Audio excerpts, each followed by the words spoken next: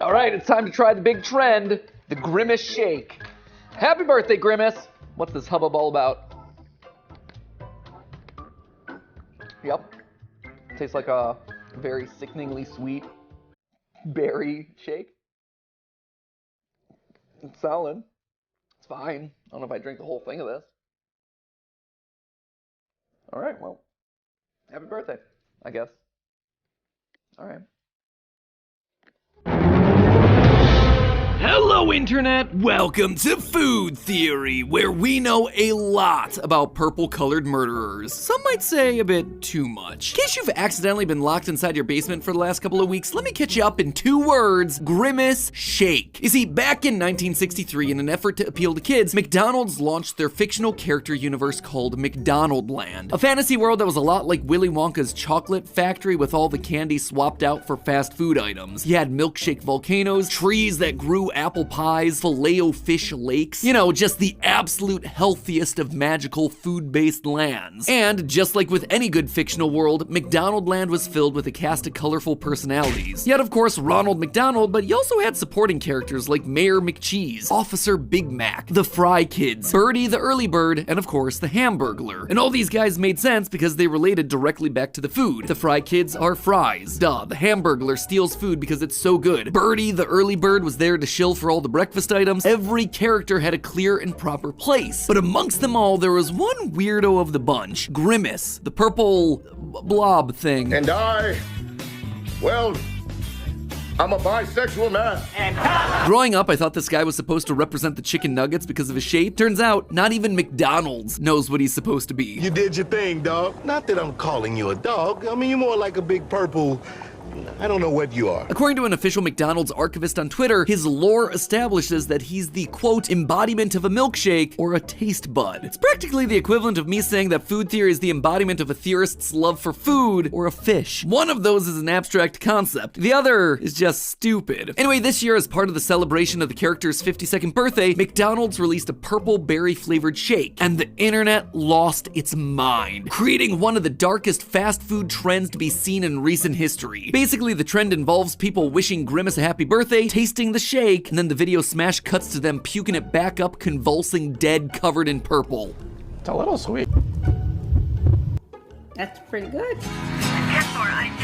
The whole situation has actually been such a massive movement that McDonald's had to officially respond with Grimace trying not to look at all the horrors taking place in his name. Now, at first glance, this might just seem like a harmless, murdery trend, but you all know me. A beloved purple fast food mascot is going around killing people. Do I get to make a thumbnail that looks like this? Awesome. Sign me up. And yes, before you say anything, obviously I get it. It's a meme. No one is really dying here. Everyone is having their fun, and so let me have my fun. Today, we're gonna be getting to the bottom of this McDonald's mystery. With people dropping dead left and right, we have to know, how is Grimace doing it? Or is there someone else from McDonaldland looking to frame him for the crime? Spoiler alert, Grimace is actually innocent here, and you won't believe what's really going inside of that cup. So drink deep, my friends. This mystery is triple thick. To begin, why would Grimace, a happy-go-lucky friend of Ronald McDonald, want to wipe out anyone wishing him a happy birthday? Well, Grimace wasn't always the good taste bud creature that we all know him as we've talked about in a previous food theory, Grimace was originally a villain of McDonaldland, referred to as the evil Grimace. His whole shtick was to steal a bunch of delicious shakes from customers. The evil Grimace had grabbed all the cups. And as you can tell from watching these original commercials, he looked different. We're talking multiple arms, dirty hands, eyes with pupils that were just swinging wildly from side to side. Sure, he was still a giant purple blob, but it was a far cry from the cute and cuddly personification of milkshakes that we know today. That said, the original evil Grimace character didn't last for long, getting swapped out with the modern version in 1972, only a year after his first debut. According to McDonald's, he was nightmare fuel for children, and kids running away from your restaurant doesn't really do a lot to help your sales. So what's the point of me talking about all that? Well, it shows that Grimace here no longer has evil intentions. Well, yeah, he started as evil, stealing milkshakes and hoarding sodas. His rebrand changed his attitude. He evolved into a happy friend that just enjoys sipping on yummy drinks and eating fast food with his buds, which tells me that maybe, just maybe, Grimace isn't the one committing these murders. But then who else or what else could be doing the deed? Well, to figure that one out, we have to dig deeper into McDonaldland lore, and there is plenty of it right here in the 2001 direct-to-video series, The Wacky Adventures of Ronald McDonald. Yep, McDonald's made their very own cartoon, 6 40-minute episodes that looked like every animated Nickelodeon series got thrown together in a blender. It's a mix of Rocket Power, Rugrats, Wild Thornberries, and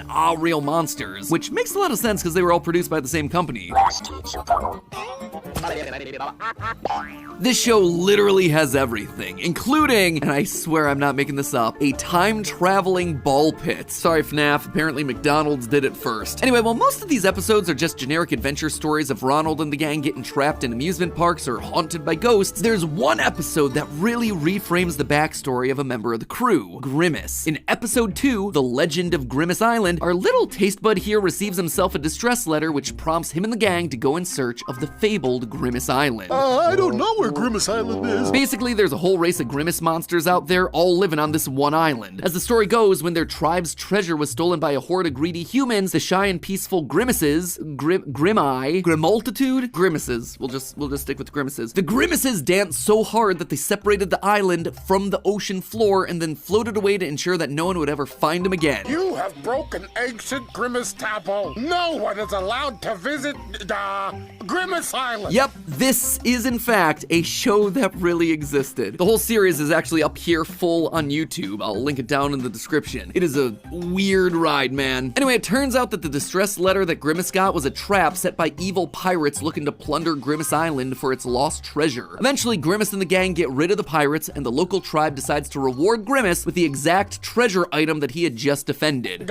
You have shown us much, Grimace. There has never, ever been a Grimace brave enough to earn this ancient cup until today. A golden chalice. Grimace says he's excited to show everyone his treasure, and then the episode ends. This has been quite an adventure. Wait till everybody back home sees this. And that cup, that thing right there, I suspect that is the true Grimace Shake killer. Using clues from the episode, we can roughly approximate the location of Grimace Island. Ronald and the crew began their journey by leaving port in Florida. We know this thanks to the lighthouse that they pass right here, which, after a cross-sectional analysis of over 100 different lighthouses across America, most closely matches the Ponce de Leon Inlet Lighthouse in the southern tip of Florida. From there, we're told by Birdie that they have to travel south, so we know that their final destination is going to be somewhere around the Caribbean islands. Along the way, they encounter a humpback whale and a giant squid, while underwater, we see the pirate submarine pass through multiple coral reefs. Taking all of these factors into account, we know that Grimace Island must be near the coast of either Cuba, Haiti, or the Dominican Republic. This is further supported by the flashback we get to the humans invading Grimace Island. In this scene, we watch as a ring of men outfitted with ear stretchers and heavy face paint steal from the innocent Grimace tribe. Their style appears to be heavily referencing the cultural norms of Aztec and Mayan culture, where men were traditionally known to have stretched earlobes and where they used heavy face paint, especially around the eyes, for special occasions. Even the animal print clothing they're wearing is a match for Mayan or Aztec culture. It's most likely jaguar skin based on those small spots. And while these cultures certainly weren't the predominant ones of these particular Caribbean islands, we're still talking about the same general region of the globe, where there was some cross-pollination, and overall general references to the indigenous arts of this part of the world. But why does the location of Grimace Island matter when it comes to the real-life deaths happening on account of some specialty purple milkshake? Well, get this. Throughout the 2010s, there was a massive outbreak of cholera throughout Haiti. You see, cholera occurs when you drink tainted water or some other tainted fluid. An outbreak in Haiti quickly spread across the country due to inadequate water and sanitation infrastructure, and the results for the country were devastating. By the time it was finally under control, 800,000 cases of cholera had been reported, with more than 9,000 deaths. And guess what the symptoms of cholera are? Crippling stomach cramps, severe diarrhea, massive bouts of nausea, just like we see with the Grimace Shake videos. And that's not all. In 2018, the news saw a similar wave of tourist deaths coming from the Dominican Republic that no one could quite explain. The symptoms? Same exact thing. Cramps, sweating, internal bleeding, and vomiting. And with so many cases in nearby countries, Cuba was also affected in the mid-2010s with a wave of cholera cases of their very own. So we have ourselves themselves a sickness that gets spread through drinks and attacks your body in the same exact way that the Grimace shake does. And cholera, just like a Grimace shake, acts fast, attacking within 12 hours. Now think back to the Grimace Island story. Human visitors come in to steal their treasure, and when one culture invades an isolated population, they bring with them sicknesses that those bodies have never experienced, creating massive problems for the indigenous population. I suspect that those humans brought with them cholera, or at least something adjacent to it, an infection that spreads through ingestion and then attacks the gut, which means that when Grimace brings back his prized cup, it's contaminated, and in his eagerness to show everyone his prize, Oh gosh,